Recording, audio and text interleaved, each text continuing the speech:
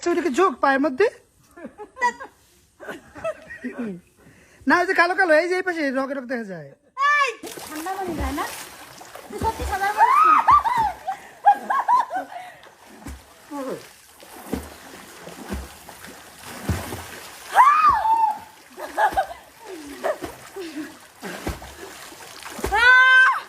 আমি তো